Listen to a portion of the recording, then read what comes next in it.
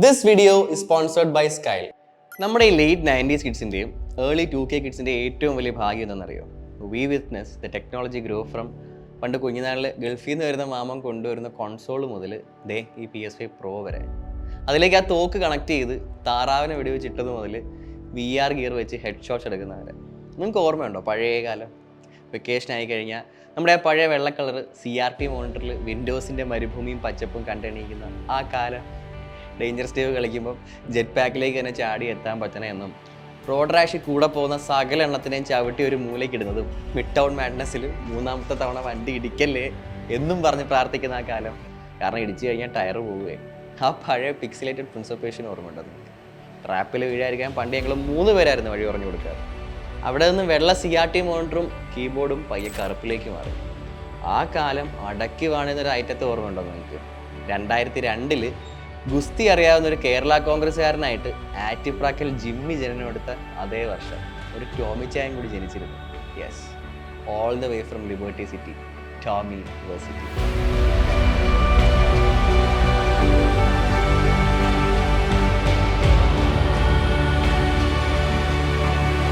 Man who made most of our childhood. Vice City വെറും ഒരു game അല്ലായിരുന്നു, ഒരു തലമുറയുടെ തന്നെ വികാരമായിരുന്നു. ജീവിതത്തിൽ എന്ത് വന്നാലും തോറ്റെടുക്കുന്ന ഒരു വാശിയൊക്കെ തോന്നിയത് അങ്ങനെ കൊണ്ട് RC ഹെലികോപ്റ്റർ ബിൽഡിങ് പൊട്ടിക്കാൻ പോയപ്പോഴായിരുന്നു അന്നാ. പിന്നെ ജീവിതമാണേലും ഗെയിം ആണേലും എപ്പോൾ വേണേലും ആര് വേണേലും എങ്ങനെ വേണേലും പണി തരാമെന്നും നമ്മളെ പഠിപ്പിച്ചതും അതേ ടോമി ചായനായിരുന്നു. അവിടുന്ന് പിന്നെ CJ വന്നു, നിക്ക് വന്നു, മൈക്കിളും ട്രെവറും ഫ്രാങ്ക്ലിനും ഒക്കെ വന്നു. ഇനിയിപ്പോൾ അധികം വൈകാതെ ജെയ്സണും ലൂസിയും ഉടനെ വരും.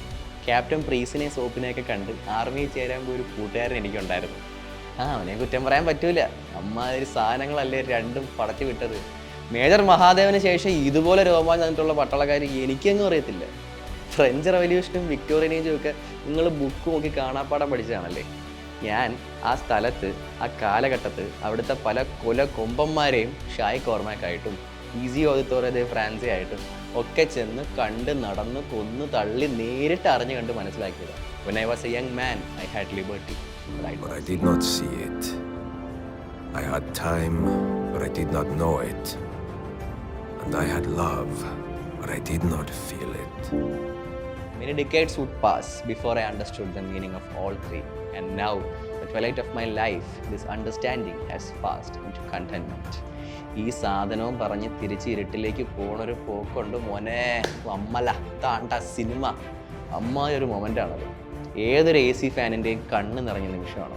ഇപ്പോൾ MVDയെ പേടിച്ച് നമ്മൾ ചെയ്യാതിരിക്കുന്ന പല കാര്യങ്ങളും അതിൻ്റെ ഏറ്റവും മാക്സിമത്തിൽ ചെയ്ത് കിടന്ന ആ ഒരു പ്രായത്തിൽ നമ്മുടെ മനസ്സിലേക്ക് ലാൻസർ റെവല്യൂഷനും GTRും RX-8ഉം ഒക്കെ അതിൻ്റെ ഫുൾ സ്പെക്കോട് കൂടി കാണാപ്പാടം പറയുന്ന ഒരു കാലം ഉണ്ടായിരുന്നു.